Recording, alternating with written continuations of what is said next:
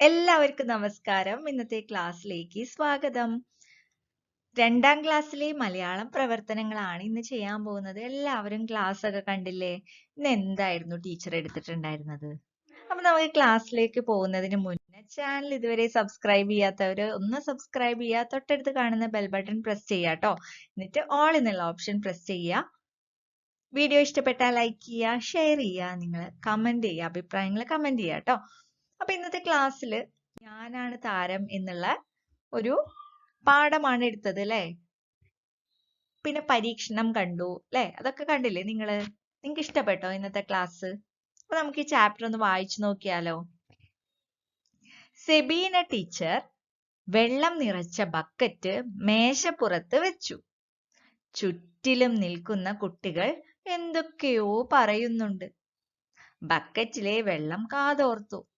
അവരുടെ സംഭാഷണത്തിൽ നിന്നും ഒരു കാര്യം പിടികിട്ടി. ഇന്ന് ക്ലാസ്സിൽ ഞാനാണ് താരം. ആരാ താരം? വെള്ളം അല്ലേ? ബക്കറ്റിലെ വെള്ളമാണ് വിചാരിക്കുന്നത് എന്ത്? ഇന്ന് ക്ലാസ്സിൽ ഞാനാണ് താരമെന്ന്. അയ്യോ, ആരാ ബക്കറ്റ് തള്ളുന്നത്? എനിക്ക് പേടിയായി. ബക്കറ്റ് എങ്ങാനും താഴെ വീണാൽ തീർന്നു കാര്യം. എന്താണ് ഇവരുടെ പരിപാടി? ഒരെത്തും പിടിയും കിട്ടുന്നില്ലല്ലോ. അപ്പോ ബക്കറ്റിൽ വെള്ളമുണ്ട്. കുട്ടികൾ എന്തൊക്കെയോ പറയുന്നുണ്ട്. ബക്കറ്റിലെ വെള്ളത്തിന് മനസ്സിലായി ഇന്ന് വെള്ളമാണ് താരം. ബക്കറ്റ് താഴെ വീണ എന്തായിരിക്കും സംഭവിക്കുക? വെള്ളം മുഴുവൻ താഴെ വീഴും അല്ലെ. അപ്പൊ എന്താണ് പരിപാടി എന്നുള്ളത് ഈ വെള്ളത്തിന് മനസ്സിലാവുന്നില്ല. ഏതായാലും കാത്തിരിക്കുക തന്നെ. ബ്ലും! പെട്ടെന്ന് ബക്കറ്റിലേക്കൊരു പന്ത് വന്ന് വീണു. വീഴട്ടെ, ഈ പന്തിനെയൊക്കെ ഞാൻ എന്ത് ചെയ്യുമെന്ന് കണ്ടോളൂ. നോക്കൂ കുട്ടികളെ, ഈ പന്ത് വെള്ളത്തിൽ മുങ്ങുന്നുണ്ടോ?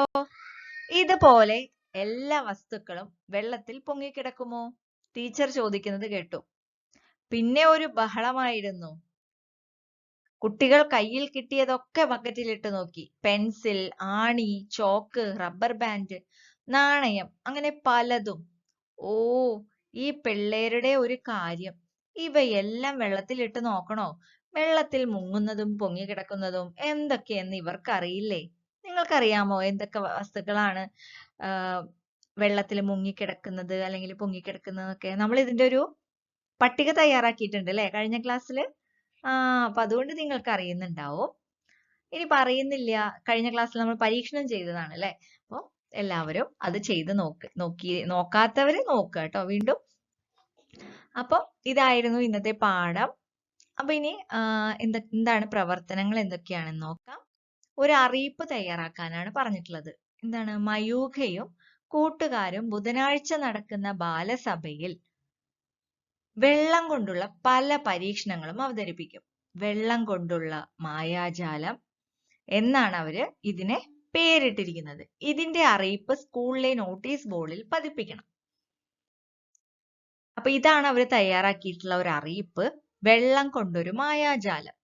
ബുധനാഴ്ച ബാലസഭയിൽ 2ാം ക്ലാസ്സിലെ കുട്ടികളുടെ വെള്ളം കൊണ്ടൊരു മായാജാലം എന്ന പരിപാടി ഉണ്ടായിരിക്കും. എല്ലാവരെയും പരിപാടിയിലേക്ക് ക്ഷണിക്കുന്നു. ആരാണ്? 2ാം ക്ലാസ്സിലെ കുട്ടികൾ. അപ്പൊ ഇതുപോലെ നിങ്ങളും ഒരു അറിയിപ്പ് തയ്യാറാക്കി നോക്കാം. അപ്പൊ അറിയിപ്പിന് തലക്കെട്ട് വേണം, ദിവസം, ഏത് ദിവസമാണ് നടത്തുന്നത്, ഇതൊക്കെ ടീച്ചർ പറഞ്ഞു തന്നു അല്ലെ എന്ന്. അപ്പൊ അതുപോലെ ഒരു അറിയിപ്പ് നിങ്ങൾ തയ്യാറാക്കുക. ഓക്കെ. അപ്പോ ഇതേപോലെ ഒരു അറിയിപ്പാണ് നിങ്ങൾ തയ്യാറാക്കേണ്ടത്. വെള്ളത്തിന്റെ അത്ഭുതങ്ങൾ എന്ന് പറഞ്ഞാൽ എന്തെങ്കിലും ഒരു ടൈറ്റിൽ കൊടുക്കുക, ഒരു ഹെഡിങ് കൊടുക്കുക കേട്ടോ. അതായത് തലക്കെട്ട്. തിങ്കളാഴ്ച ബാലസഭയിൽ 2ാം ക്ലാസ്സിലെ കുട്ടികൾ വെള്ളത്തിന്റെ അത്ഭുതങ്ങൾ എന്ന ഒരു പരിപാടി അവതരിപ്പിക്കുന്നുണ്ട്. എല്ലാവരെയും ഈ പരിപാടിയിലേക്ക് ക്ഷണിക്കുന്നു. 2ാം ക്ലാസ്സിലെ കുട്ടികൾ. ഇങ്ങനെ ഒരു അറിയിപ്പ് നിങ്ങൾ തയ്യാറാക്കുക. അപ്പൊ ഇതൊക്കെയായിരുന്നു ഇന്നത്തെ പ്രവർത്തനങ്ങൾ. എല്ലാവരും പ്രവർത്തനങ്ങളൊക്കെ ചെയ്തിട്ട് ടീച്ചർക്ക് അയച്ചു കൊടുക്കുക. അപ്പൊ ഇന്നത്തെ ക്ലാസ് ഇവിടെ അവസാനിക്കുന്നു. അപ്പൊ എല്ലാവരും ചാനൽ സബ്സ്ക്രൈബ് ചെയ്യുക കേട്ടോ.